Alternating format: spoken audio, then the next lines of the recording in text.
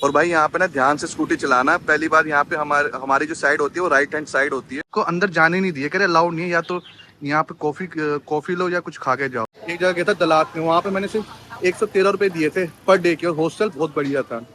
Then मैं था Hoi An में, वहाँ पे मैंने प्राइवेट रूम लिया था क्योंकि वहाँ पे सिर्फ मिल रहा था मुझे 636 का। 130,000 वियतनाम डोंग, वो भी सेमी ऑटोमेटिक। यहाँ पर आराम से फूड, ड्रिंक एंड ऑल सब कुछ मिल जाएंगे, और यहाँ पे बहुत से इंडियंस भी नजर आ जाएंगे।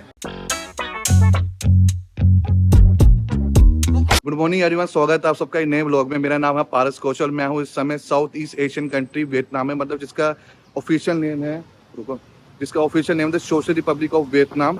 वियतनाम की मैं कैपिटल सिटी हनोई में हूँ, और मैं आज जो वीडियो के बारे में पहले बाद में बात करें, पहले वियतनाम के बारे में बताता हूँ।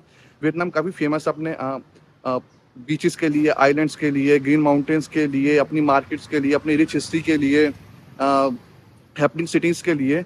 और जो वियतनाम के बॉर्डर्स लगते हैं वो लगते हैं चाइना, लाओस और कंबोडिया के साथ। तो जो आज की जो वीडियो होने वाली है सब कुछ इस पे होने वाली है कि शुरुआत से लेकर एंड तक जो भी जितना हमें वियतनाम के बारे में पता होना चाहिए, या फिर इसमें वीज़ा क्या लगता है, या फिर इसके फ्लाइट टिकट्स के बारे में, और डेली का हमें कितना खर्च लेके चलना पड़ेगा यहाँ पे, तो A to Z उस पर वीडियो होने वाली है। और साथ ही साथ मैं देने वाला हूँ वियतनाम की कैपिटल सिटी का वॉकिंग टूर। तो अब जो जितना भी वीडियो देखोगे तो सारी अब हनोई की देखोगे, जो कि इसकी कैपिटल सिटी है। और अपनी साइड में कैमरा ज़्यादा रखूँगा नहीं, क्योंकि यहाँ टेम्परेचर हो रहा है 31 डिग्री, सो स्वेटिंग ज़्यादा हो जाती है, तो अपनी साइड कैमरा नहीं रखूँगा, बस अब वॉकिंग टूर मिलेगा। यहाँ का ये टूरिस्ट प्लेस है, यहाँ पे रात में भी दिन में भी, मतलब इस समय तो दिख नहीं रहे वैसे, पर रात में यहाँ पे हर जगह ना, ये जितना पूरा रास्ता दिखा रहा हूँ मैं, मतलब यहाँ पे हर जगह। और यहाँ पे ये रेस्टोरेंट्स हैं, यहाँ पे पूरे छोटे छोटे स्टूल्स लग रखे हैं। यहाँ पे लोकल्स आते हैं, फॉरेनर्स आते हैं, वैसे मेनली मैंने यहाँ लोकल्स देखे हैं, अपना कॉफ़ी वॉफ़ी, अपना जो भी जूस वूस लेके बैठे रहते हैं, और यहाँ पे पिक्स खिंचवाते रहते हैं, मतलब क्लिक करवाते रहते हैं। ज़्यादातर मैंने यहाँ वैसे लड़कियाँ ही देखी है। तो इसका जो नाम है वो है सेंट जोसेफ कैथेड्रल। और इसके बारे में पहले बताऊं तो ये कम से कम 130 से 137 साल पुराना है। 1886 में इसे फर्स्ट टाइम इसे ओपन किया गया था पब्लिक के लिए, एंड 1888 में कंप्लीट हो गया था। तो ये काफ़ी फेमस टूरिस्ट अट्रैक्शन है यहाँ पर। और जो मेरे हॉस्टल के साथ ही है, मेरा हॉस्टल यहाँ पर है। अच्छा, तो हमने ना स्कूटी रेंट करी है यहाँ पे, तो स्कूटी के बारे में बाद में बताऊँगा। तो पहले भाई से मिलवाता हूँ, ये भाई बेंगलोर से है। भाई अपना नाम और सब कुछ बताना, तू बताता चल ऐसे ही। भाई मैं देवराज हूँ, बैंगलोर में जॉब करता हूँ गोल्डमैन में, और 2 हफ्ते के लिए वियतनाम घूमने आया हूँ, और पारस भाई से मिला यहाँ पे। सॉफ्टवेयर डेवलपर है भाई, हैं? हाँ जी। तो भाई अच्छा खासा पढ़ा लिखा है भाई तो ठीक है। तो भाई के साथ स्कूटी रेंट करिए, तो आज थोड़ा हनोई वॉक करें, मतलब वॉक तो क्या, वॉकिंग टूर की जगह स्कूटी टूर हो जाएगा ये, पर ठीक है। और भाई यहाँ पे ना ध्यान से स्कूटी चलाना। पहली बात, यहाँ पे हमारी जो साइड होती है वो राइट हैंड साइड होती है। और ये देख लो सामने पुलिस वाले दिख जाएंगे, और ये इन्होंने अगर एक बार चालान काटा तो बहुत तगड़ा काटेंगे, और रिश्वत ली तो 2 मिलियन वियतनाम डोंग से कम नहीं लेंगे। 2 मिलियन वियतनाम डोंग कितना होता है वो मैं स्क्रीन में डाल दूंगा, पता लग जाएगा। तो स्कूटी जब रेंट करनी है तो अच्छा, ये वन साइड है। ओ भाई, इतना रिस्क पे चल रहे हैं ना अभी हम बहुत ज्यादा रिस्क पे है। अच्छा, और क्या है, इंटरनेशनल क्या नाम है, लाइसेंस होना चाहिए। तो भाई के पास इंटरनेशनल लाइसेंस है, तो तभी हमने स्कूटी रेंट करी है।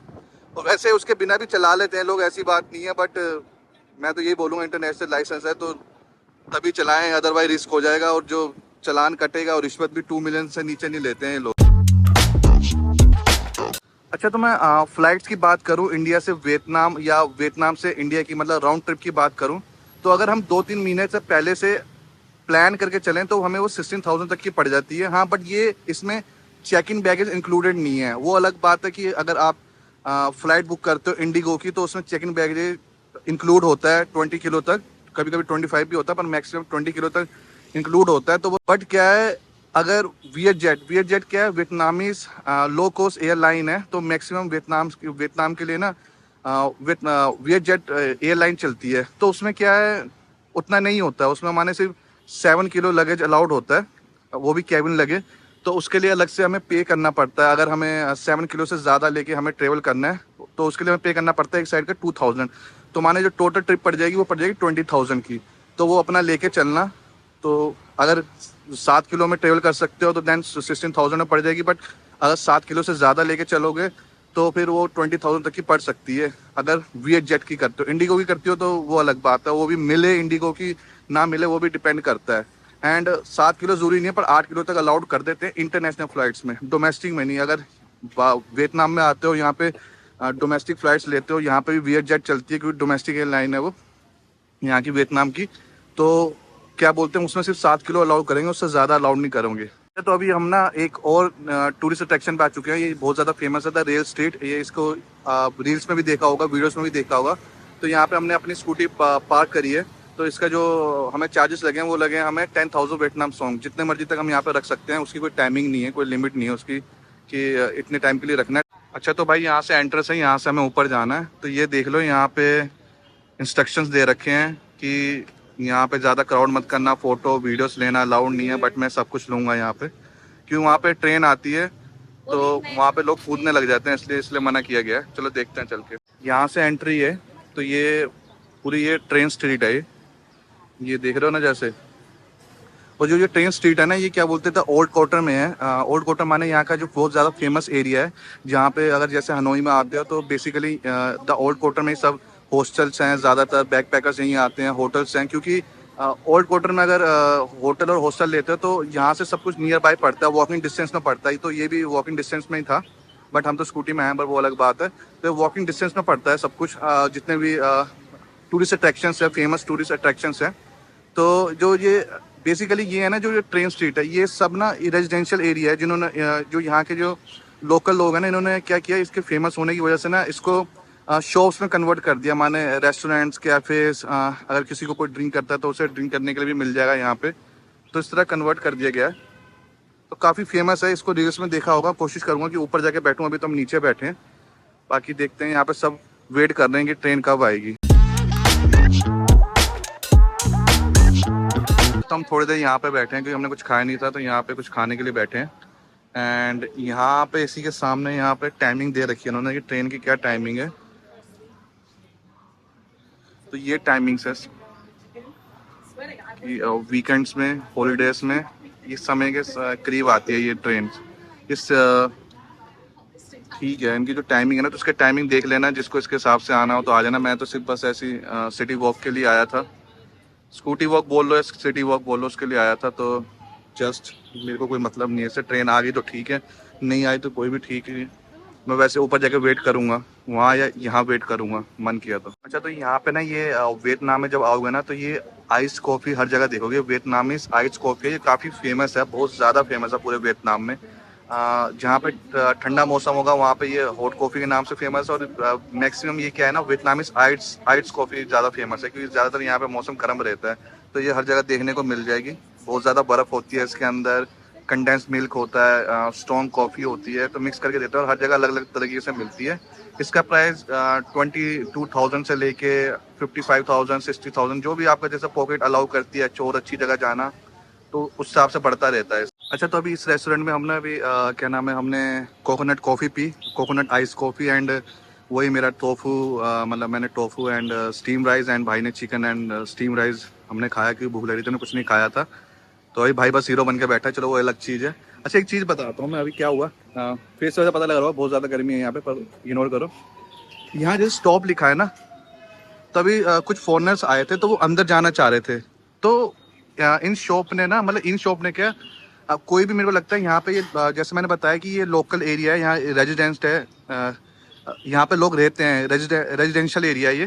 तो यहाँ पे लोग रहते हैं, तो इन्होंने इससे इनको अंदर जाने नहीं दिए, कह रहे अलाउड नहीं है, या तो यहाँ पे कॉफ़ी लो या कुछ खा के जाओ। तो हमने तो नॉर्मली कुछ खाना ही था, तो हमें तो ऐसी कोई प्रॉब्लम आई नहीं। बट मैं वैसे बता रहा हूँ कि पता नहीं ऐसा यहाँ होता है या फिर अभी हमारे सामने ही हुआ है, तो वो उन्हें एंटर नहीं करने दिया। यहाँ पे ये पहले जो लोग बैठे थे वो एंटर हुए, उसके बाद तो कोई एंटर नहीं हुआ फॉरेनर अभी तक। बाकी ये मैग्नेट्स हैं यहाँ पे, किसी को चाहिए हो फ्रिज मैग्नेट ज़रूरत हो किसी को, मैं तो नहीं ले रहा हूँ, पर किसी को चाहिए तो ले सकता है। और यहाँ से हम आए थे एंड यहाँ हम जा रहे हैं। ये बैरियर को क्रॉस करने वाले हैं, क्योंकि हमने यहाँ पे कुछ सामान खरीद लिया था और खा लिया था एंड पेमेंट कर दी थी। तो यहाँ से हम जा रहे हैं, और यहाँ पे थोड़ा महंगा पड़ा हमें, क्योंकि ये टूरिस्ट प्लेस है, तो टूरिस्ट प्लेस में हर चीज़ महंगी होती है।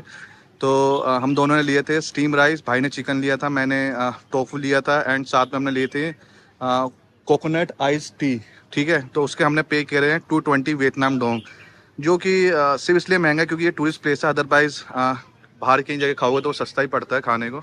अब अंदर जा रहे हैं। पूरी स्ट्रीट घूम के आ चुका हूँ मैं। जिनके बारे में मैंने बताया था उन्हें अलाउ नहीं किया था, तो वो क्या किया उन्होंने कि पूरा मतलब वहाँ से पूरा घूम के वो लोग यहाँ पर आए, और यहाँ से भी उन्हें अलाउ नहीं किया। उन्हें बोला कि आप तभी एंटर कर सकते हो अगर आप हमारे यहाँ से कुछ खाओगे पियोगे। तो उन्होंने यहाँ पे एट दी एंड जाके कॉफ़ी ली है। उन्हें तो नहीं दिखाऊंगा, अच्छा नहीं लगता, बट ये है कि यहाँ पे एंटर करने के लिए कुछ नहीं तो वैसे फ्री एंट्री बोलते हैं, बट एक तरह से एंट्रेंस ही होगी ये, अगर कुछ लेना पड़ेगा।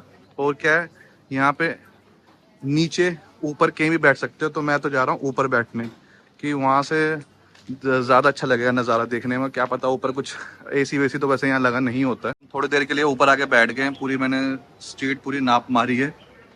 तो और वैसे भी यहाँ पे भीड़ होने लगी है क्योंकि टाइमिंग हो गई है, अभी 5 बज गए हैं। और थोड़ी देर में ऊपर आके बैठ गया था क्योंकि यहाँ पे थोड़ा फैन है, तो थोड़ा मतलब अच्छा लग रहा है यहाँ पे, थोड़ा अच्छा फील हो रहा है, नहीं तो गर्मी बहुत हो रही है बाहर। अच्छा, मैं वीज़ा के बारे में बताता हूँ। वीज़ा का क्या है कि वियतनाम ने इंडियंस को ई वीज़ा की सुविधा दे रखी है, तो हमें ज़्यादा कुछ नहीं करना है, बस वेबसाइट में जाना है, इनकी गवर्नमेंट वेबसाइट में जाना है, वहाँ जाके हमें फॉर्म फिलअप करना है एंड विद इन 2-3 दिन में वीज़ा आ जाता है।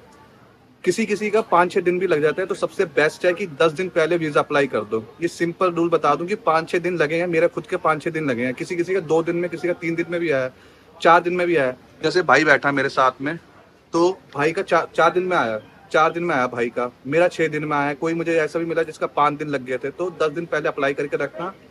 और जब ई वीज़ा की वेबसाइट पर जाओगे तो क्या होता है, वहाँ पर ना 2 वेबसाइट आती है कभी कभी। तो नंबर 1 पे जो वेबसाइट आती है ना, वो क्या है, प्राइवेट वेबसाइट है, उन्होंने गवर्नमेंट लिख रखा है GOV। तो उस वेबसाइट पर मत जाना, जो उसकी ऑथेंटिक वेबसाइट है उसके मैं अपने डिस्क्रिप्शन में दे दूंगा वेबसाइट का लिंक, तो वहाँ से जाके बुक कर लेना। कभी कभी हो जाता है ऐसा कि वो वेबसाइट ऊपर आ जाती है एंड देन लोग उस पर चले जाते हैं, तो वो गवर्नमेंट वेबसाइट नहीं है, ऑथेंटिक वेबसाइट नहीं है, ठीक है। और जो इसके जो ई वीज़ा का जो प्राइस है वो है $25, माने 2000 के करीब है, जो 1 मंथ के लिए वैलिड होता है, 1 मंथ से ज़्यादा का नहीं होता। एंड इसके अंदर क्या है, जो फॉर्म फिलअप करोगे ना, तो उसमें एंट्री और एग्जिट पॉइंट पूछता है कि आप कहाँ से एंट्री लोगे कंट्री में, कौन सी सिटी के इंटरनेशनल एयरपोर्ट से एंट्री लोगे और एग्जिट कहाँ से लोगे। तो उसमें जो एंट्री भर रखी होगी ना आपने, आप वहीं से एंट्री लेना, एग्जिट लेना। क्योंकि क्या है, अगर वैसे कोई दिक्कत आती नहीं है, जैसे आपने हनोई भर दिया जहाँ पे अभी मैं हूँ, और आपने एंट्री ले ली होचिमिन सिटी से, तो क्या है वो कुछ चार्जेस लेंगे आपसे, 1000, 1500, 500 इतना हो सकता है, मुझे ज़्यादा पक्का पता नहीं, पर मैंने पूछा है किसी से, तो इतना चार्जेस लेंगे और आपको एंट्री दे देंगे और एग्जिट दे देंगे। बट अगर प्लानिंग करके चलोगे तो ज़्यादा बढ़िया है कि ट्रेवलिंग के समय ज़्यादा दिक्कत आनी नहीं चाहिए। अगर वियतनाम की करेंसी की बात करें तो इसकी जो ऑफिशियल करेंसी है वो है वियतनामीज डोंग, माने 1 INR इक्वल टू होता है 284 अप्रोक्सीमेटली वियतनामीज डोंग। और इसके बारे में और ज़्यादा बताऊं तो जैसे आप वियतनाम आते हो तो एयरपोर्ट पे भी आपको ATM मिल जाएगा, ठीक है। और ATMs के बारे में बताऊं तो एक MB बैंक करके ATM है, उससे आप 5 मिलियन तक निकाल सकते हो, माने 17-18 हज़ार के करीब एक साथ निकाल सकते हो। और उसकी जो लिमिट होती है 1 दिन की, और उसके अलावा किसी और बैंक से निकालोगे तो 2 मिलियन वियतनाम डोंग निकाल सकते हो, तो वो होते हैं 7-8 हज़ार रुपये। तो देख लेना, अगर MB बैंक मिल जाए तो ठीक है, अदरवाइज ATMs मिल जाते हैं एयरपोर्ट के बाहर, और सिटीज़ में भी काफ़ी जगह ATMs मिल जाएंगे। बट अगर डॉलर लेके आते हो तो एयरपोर्ट से अपने हॉस्टल या होटल जाने के लिए वहाँ पे डॉलर एक्सचेंज करवा सकते हो। रेट वहाँ पे इतना अच्छा नहीं मिलता, तो उतना ही एक्सचेंज कराना है जितनी की ज़रूरत हो। जैसे $50 एक्सचेंज करा लिया, किसी अपना सिटी तक पहुँच जाओ, बाद में वहाँ से एक्सचेंज करवा सकते हो। वहाँ से कहाँ से एक्सचेंज करवा सकते हो, मैं तो ATM ही यूज़ किया मैंने यहाँ पे। बाकी मैं अपने फ्रेंड से बात करवाता हूँ, वो जो है डॉलर लेके आया था, US डॉलर, तो यहाँ पे आके उसने एक्सचेंज कराया, तो कह रहा था मुझे बहुत अच्छा अमाउंट मिला था, सेम उसके मिल गया था जितना गूगल में बताता है। सही कह रहा हूँ ना? कितना मिला था, मैंने कहाँ से कराया था? तो मैंने वियत एग्री बैंक, इन बैंक से एक्सचेंज कराया, तो मुझे ऑलमोस्ट जितना गूगल में एक्सचेंज रेट दिखा रहा था, ऑलमोस्ट मुझे उतना मिल गया। तो डॉलर लेके आना बेटर रहता है। डॉलर लेना, और डॉलर लेके आना बेहतर इसलिए भी होता है क्योंकि अगर कार्ड यूज़ करोगे ना, तो यहाँ पे हर जगह 3 से 4% उसके लेते हैं। हॉस्टल जाओगे, होटल जाओगे, रेस्टोरेंट जाओगे, कहीं भी जाओगे, तो वहाँ जाके अपना कार्ड स्वाइप करोगे तो उसके 3-4% लेंगे। तो इससे अच्छा है कि कैश लेके आना। मैंने तो नहीं किया, मेरे को तो मेरे पास कार्ड तो मेरा यूज़ कर लिया, मेरा मतलब मैंने यहाँ पे ATM से पैसे निकाल लिए थे, देन उसको यूज़ कर लिया था। बट अगर कार्ड यूज़ करोगे, क्रेडिट कार्ड या कोई भी डेबिट कार्ड यूज़ करोगे, स्वाइप करोगे कहीं भी जाके, तो उसमें 3-4% उस पर लगेंगे, तो इसका ध्यान रखना। भाई यहाँ पे ना ट्रेन टाइम टेबल फिर से दिखा देता हूँ, क्योंकि वीकेंड्स में ना इन्होंने सैटरडे संडे को गिन रखा, फ्राइडे को नहीं गिन रखा। तो आज फ्राइडे है, तो अभी टाइम लगेगा, तो हम निकल रहे हैं यहाँ पे सिटी वॉक के लिए। तो हम वहाँ बैठे हुए थे, तो हमने बोला जो अगर आ ही रखे हैं तो ये पूरी रेलवे लाइन देखते हुए जाएं। वैसे यहाँ पे और भी रेस्टोरेंट्स हैं, बट वो पीछे की साइड जहाँ पे वो ज़्यादा फेमस थे। हाँ, तो अगर मैं सिम की बात करूँ, जैसे कि अगर यहाँ पे अगर सिम लेनी है तो यहाँ पे वीटल करके सिम है जो कि काफ़ी फेमस है, उसके नेटवर्क हर जगह फेमस है।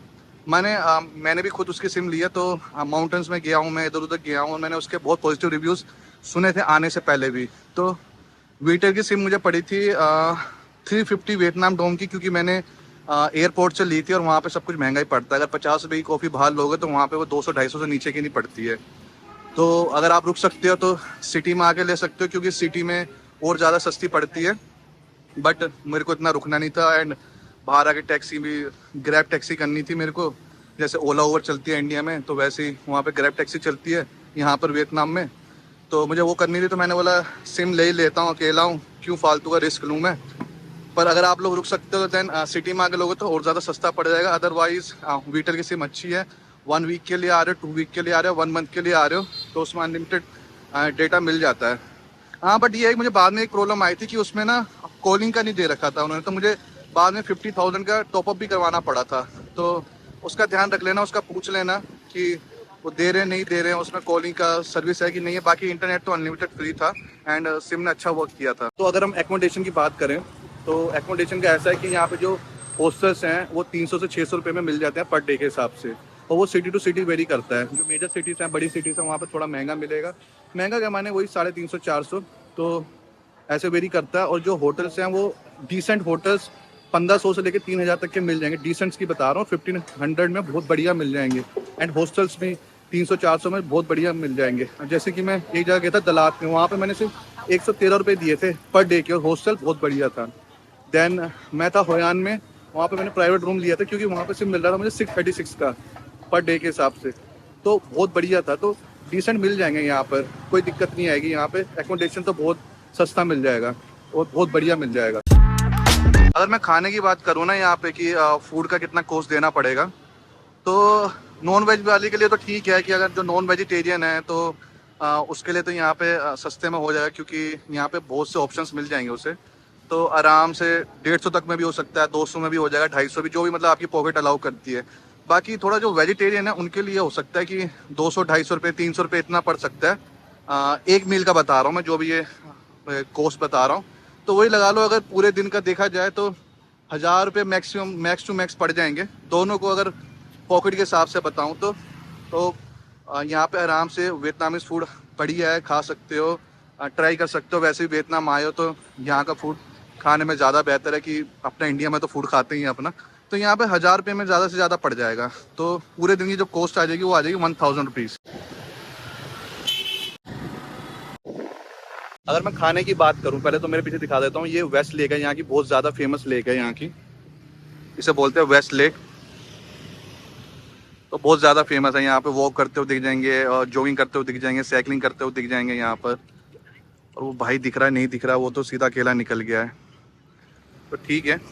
तो ये यहाँ की काफ़ी फेमस लेक है, वेस्ट लेक। अच्छा, तो मैं फूड के बारे में बताता हूँ। फूड का क्या है कि अगर हम एक मील का देखें ना तो 200 से 300 रुपये लग जाएगा, कि माने 200 से 300 रुपये लग जाएंगे। और नॉन वेजिटेरियन के लिए तो यहाँ पे बहुत ऑप्शंस है, बट वेजिटेरियंस को थोड़ा देखना पड़ेगा। जैसे मशरूम हो गए, क्या नाम है, टोफू हो गया, स्टीम राइस, मतलब वीगन ऑप्शंस मिल जाएंगे यहाँ पे। ऐसी बात नहीं है, वीगन ऑप्शंस मिल जाएंगे यहाँ पे, बहुत मिल जाएंगे। बट ये है कि किसी भी वीगन में रेस्टोरेंट में जाओ, वेजिटेरियन रेस्टोरेंट में जाओ, वहाँ पे जाके हमेशा बोलना है no meat, no egg, no fish. Google translate करके भी यूज़ करके उन्हें दिखाना है। और बाकी और भी ऑप्शंस है, जैसे डोमिनोज, पिज़्ज़ा हट। मैकडोनल्ड्स नहीं गया मैं, क्योंकि मैं वेजिटेरियन हूँ। तो डोमिनोज में, पिज़्ज़ा हट में चीज़ पिज़्ज़ा, वेजी पिज़्ज़ा, तो ये सब मिल जाता है, तो हो जाता है आराम से। पर इनमें उतना ही प्राइस है जितना अपना इंडिया में होता है, तो यहाँ पे सेम प्राइस होता है। बट 1000 रुपये अपना मान के चल लो कि दिन में तुम्हारा हो जाएगा मैक्स टू मैक्स। बाकी प्रॉफिट के ऊपर है, उससे ज़्यादा खर्च करना चाहो तो उसमें तो एक अलग बात है। बट 1000 रुपये में एक दिन का, मतलब 3 टाइम का फूड हो जाएगा आराम से। और अगर मैं ड्रिंक्स की बताऊं तो जैसे वियतनामीज में मैंने बताया कि वियतनामीज आइस कॉफ़ी बहुत ज़्यादा फेमस है यहाँ पे, क्योंकि गर्मी इतनी ज़्यादा होती है यहाँ पे, तो लोग उसको पीना प्रेफर करते हैं। बाकी एक और है, उसको भी ट्राई कर सकते हो, कोकोनट आइस कॉफ़ी। वो भी अच्छी है। जैसे मैंने आज ट्राई करी तो मुझे अच्छी लगी, इतने टाइम से मैंने ट्राई नहीं करी थी, भाई ने मुझे ट्राई कराई, तो उसको ट्राई कर सकते हो। अच्छा, तो अभी मैं ना सर्कल में हूँ। माने ये यहाँ का सर्कल था, ओल्ड क्वार्टर का सर्कल है, जहाँ पे मैंने जैसे बताया था कि यहीं पर हॉस्टल एंड होटल्स मिल जाते हैं, और यहीं पर लेना चाहिए, क्योंकि यहाँ पे क्या है ना 36 स्ट्रीट्स है, तो यहाँ पे घूमते फिरते टाइम पास हो जाता है। काफ़ी फेमस है ये जगह, और यहाँ से वॉकिंग डिस्टेंस है सब कुछ, जैसे बताया मैंने। तो उसी के सर्कल में ये एक बिल्डिंग है, काफ़ी फेमस है। यहाँ पे ना हर प्रकार की मतलब हर कंपनी की, अलग अलग कंपनी ने अपना कॉफ़ी का खोल रखा है यहाँ पे। जैसे ऊपर हाईलैंड कॉफ़ी यहाँ पे बहुत ज़्यादा फेमस है, हाईलैंड कॉफ़ी। देन नीचे है हनोई, देन ड्रिंकिंग के लिए भी मिल जाएगा। तो ये बिल्डिंग काफ़ी फेमस है, तो किसी को ट्राई करना हो तो यहाँ पे आके ट्राई कर सकता है। और बाकी मैं हूँ इस समय यहाँ पे, ये भी लेक है, तो इसके बारे में बताता हूँ, पहले रोड क्रॉस कर लूँ। किसी को सिटी टूर लेना हो तो इस बस से ले सकता है। मुझे इसका किराया विराया कुछ पता नहीं है वैसे, ना मेरे को लेना था, बट मैंने बता दिया कि यहाँ पे कि सिटी टूर भी होते हैं, हनोई का भी होता है, होचिमी सिटी का भी होता है, जो यहाँ की सेकंड मोस्ट फेमस, सेकंड तो नहीं बोलूँगा बट ये दोनों ही फेमस है। वो साउथ में है, ये नॉर्थ में, ये रहा इसका नंबर। ये दोनों ही बहुत ज़्यादा मेजर सिटीज़ है वियतनाम की, होचिमी और हनोई। तो इनका किसी को सिटी टूर लेना हो तो इस नंबर पे लेके कर सकता है। तो इस लेक का नाम बता दूं मैं, इसका नाम है हुआन कीएम। यहाँ पे काफ़ी फेमस लेक है। यहाँ पे जितना ही मैंने यहाँ पे इतने दिन तक रहा हूँ, तो यहाँ पे मैं आया हूँ, आराम से यहाँ पे टाइम पास हो जाता है। यहाँ पे सब बैठे रहते हैं, वॉकिंग करते रहते हैं, रनिंग करते रहते हैं, साथ में ही यहाँ पे अच्छी खासी लेक है। ये रही यहाँ पे सिटी, यहाँ से रोड क्रॉस करके जाएंगे हम। तो यहाँ पे जैसे मैंने बताया 36 स्ट्रीट्स हैं, तो इनमें से एक स्ट्रीट में हम अंदर जाएंगे, तो यहाँ से हमारा हॉस्टल आ जाएगा। चलो वो एक अलग चीज़ होगी। अब चलते हैं आगे। अच्छा, मैं यहाँ पे ना ट्रेवल का बता देता हूँ वियतनाम में कि ट्रेवल कैसे किया जाता है। पहले तो क्या है, वॉकिंग, अपना आराम से वॉकिंग डिस्टेंस में होता है सब कुछ, तो आराम से वॉक करके आप क्या बोलते हैं वियतनाम के टूरिस्ट अट्रैक्शंस में जा सकते हो। दूसरा वे है कि आप स्कूटी रेंट कर लो। स्कूटी रेंट का क्या है, जैसे अभी हमने यहाँ पे, वो भी ना सिटीज़ पे वेरीज करता है कि कौन सी सिटी पे हो तो उतना रेट लगे। जैसे अभी हमने कितना पे किया स्कूटी के लिए, 130,000 डॉलर। 130,000 वियतनाम डोंग, वो भी सेमी ऑटोमेटिक। अगर ऑटोमेटिक चाहिए तो उसका भी एक अलग सीन है कि 150 वियतनाम डोंग है, राइट? 150 के भी है। हाँ, तो इतना हमें पे करना पड़ता है 24 आवर्स के लिए। एंड इंटरनेशनल ड्राइविंग लाइसेंस होना चाहिए। वो नहीं मांगते हैं, बट पकड़े गए तो वो पूछेंगे ज़रूर, और नहीं हुआ तो एटलीस्ट 2 मिलियन वियतनाम डोम का वो क्या बोलते हैं चार्ज लगता है, उससे ज़्यादा का लगता है। ये तो जैसे ब्राइब है जो देनी पड़ती है। क्योंकि मुझे एक क्या बोलते हैं यार, फ्रांस का एक लड़का मिला था, तो उसने बताया था कि उसके पास इंटरनेशनल ड्राइवर लाइसेंस नहीं था, तो उसे पकड़ लिया था, तो उसने ब्राइब दी थी 2 मिलियन की, 2 मिलियन वियतनाम डोंग की। मैं बता दूंगा कितना होता है, स्क्रीन में डाल दूंगा, ठीक है। और जो तीसरा वे, हाँ, वो पासवर्ड, वो पासपोर्ट तो मांगते हैं, है ना, पासपोर्ट मांगते हैं। सबमिट नहीं कराना होता, बस देखते हैं वो, उसमें एज वेज सब चेक करते हैं। और उसके बाद क्या है, तीसरा वे क्या है कि यहाँ पे जैसे इंडिया में होता है ओला उबर, वैसे यहाँ पे जो सबसे फेमस ऐप है वो है ग्रैब। उसमें क्या है, ग्रैब टैक्सी भी होती है, ग्रैब कार भी होती है, sorry grab taxi, grab bike होती है, एंड उससे फूड भी मंगा सकते हैं, मतलब ऑल इन वन होती है एक तरह से। तो उसका यूज़ कर सकते हैं, एंड बहुत कन्वीनियंट पड़ता है। सबसे अच्छा है कि वो कर लो। नहीं तो अगर स्कूटी इंटरनेशनल ड्राइवर लाइसेंस है तो आप स्कूटी कर सकते हो, अपना क्या नाम है, रेंट पे ले सकते हो। वैसे उसके बिना भी चलाते हैं यहाँ पे लोग, बट मैंने बता दिया कि अगर कोई पकड़ता है तो कितना चार्ज लग सकता है, ठीक है। वो अपने रिस्क पे करना हो तो कर सकते हो आप। अब चौथा जो वे है, चौथा वे माने कि सिटी टू अदर सिटी जाने के लिए, ये जो मैंने बता दिया, जो सिटीज़ के अंदर, अगर सिटी के अंदर हो तो कैसे अपना ट्रेवल यहाँ पे देखोगे।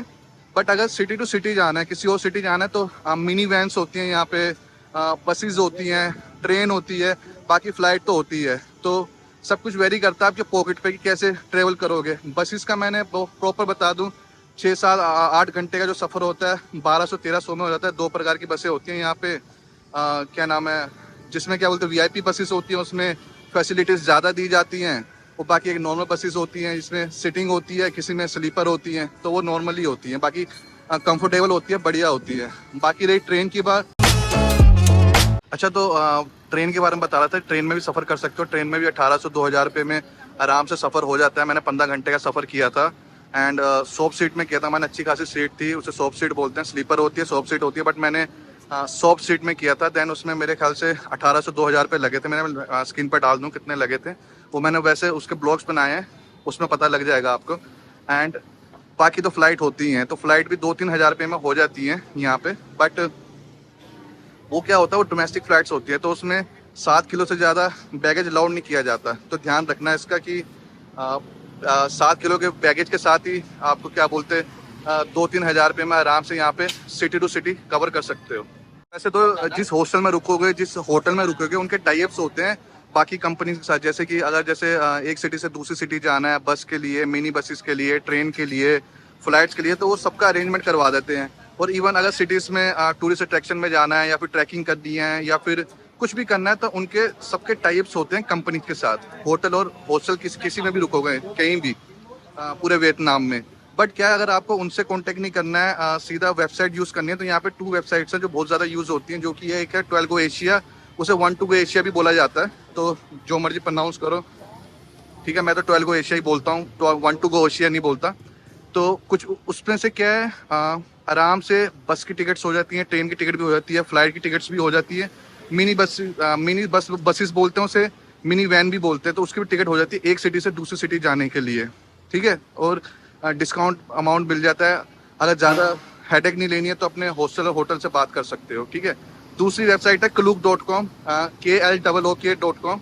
अगर जैसे कोई एक्टिविटी बुक करनी है, हिचाइकिंग के लिए, कोई ग्रुप टूर चाहिए, तो उसमें भी क्या है, डायरेक्ट वहाँ पर टिकट लेने से अच्छा है अपना ऑनलाइन बुक करके चलो, तो उसमें डिस्काउंट्स भी मिल जाते हैं। वैसे मैंने उसका यूज़ ज़्यादा किया नहीं, बट मुझे बाकी ट्रेवलर्स मिले, उन्होंने बताया कि उनको इसमें इतना डिस्काउंट मिला है, तो मैंने बोला बताना बनता है अगर डिस्काउंट्स मिल सकता है। बाकी कंफर्म कर लेना, पहले हॉस्टल या होटल से कंफर्म कर लेना, देन klook.com में भी चेक कर लेना, तो जहाँ पे सस्ता पड़े वहाँ से चले जाना। तो यही सेम चीज़ करना है 12 गो एशिया से भी।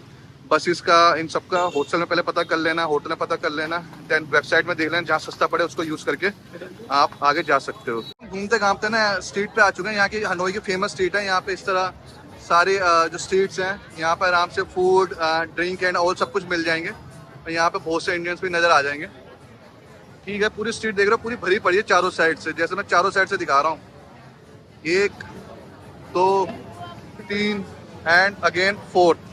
तो किसी को, और ये ओल्ड क्वार्टर में ही है, ठीक है। अच्छा, हम ना अपने हॉस्टल की तरफ जा रहे थे, तो जैसे मैंने यहाँ स्ट्रीट्स बताई हैं कि यहाँ पे किसी भी स्ट्रीट से निकलोगे तो कुछ ना कुछ मिल जाएगा देखने लायक। तो ये पूरी मार्केट थी, यहाँ से हम कवर करते हुए आगे। तो अब हम जा रहे हैं इस साइड। तो माने मार्केट है यहाँ पे, किसी को कुछ लेना हो यहाँ पे हर प्रकार की, जैसे अपने मंडे मार्केट, ट्यूसडे मार्केट लगती है, वैसे टाइप की मार्केट लग रखी है, और यहाँ पे सब कुछ मिल रहा है। और इस मार्केट में आके ना बार्गेनिंग भी कर सकते हो, बार्गेनिंग करते हो देख रहा हूँ मैं यहाँ पे लोगों को, बार्गेनिंग कर सकते हो यहाँ पे अगर करनी आती है तो। वैसे हमें आती है इंडियंस को, हम इंडियंस को बार्गेनिंग करने आती है। अच्छा, वहाँ भी ब्लॉगिंग चल रही है, ठीक है। मार्केट अच्छी खासी पूरी रोड भरी पड़ी है, आगे भी अच्छा खासा भरा पड़ा। अच्छा, तो यहाँ से अभी 3 टी शर्ट ली हैं भाई ने, तो वही पड़ गई हैं 3 वियतनाम डोंकी, माने एक टी शर्ट पड़ी है 350 रुपीज़ की। तो ठीक है, यहाँ पे अच्छा खासा प्राइस में मिल रही है, टी शर्ट भी सही लग रही है। एंड इससे पहले क्या है, मैग्नेट भी लिया था, वहाँ पे 100,000 वियतनाम डोंग के 11 मैग्नेट मिल रहे थे। एंड बाकी जगह भी पता किया था, तो 15,000 वियतनाम डोंग के 20,000 वियतनाम डोंग, तो यहाँ पे अच्छा मिल गया।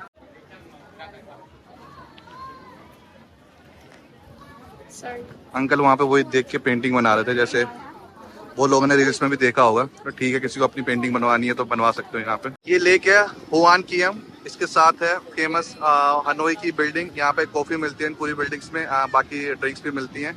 एंड इसी के साथ ये जो स्ट्रीट है पूरी 1 किलोमीटर तक में है, यहाँ पे मार्केट लगती है फ्राइडे, सैटरडे एंड संडे। अभी मैंने पूछा अंकल जी से, तो अंकल जी ने बताया मेरे को कि फ्राइडे, सैटरडे, संडे लगती है। तो यहाँ पे अगर अच्छा खासा शॉपिंग कर सकते हो और अपने हिसाब से देख सकते हो, बार्गेनिंग कर सकते हो, बहुत सी चीज़ें मिल रही हैं यहाँ पे, सब कुछ मिल रहा है यहाँ पे, तो जिसको जो लेना ले सकता है।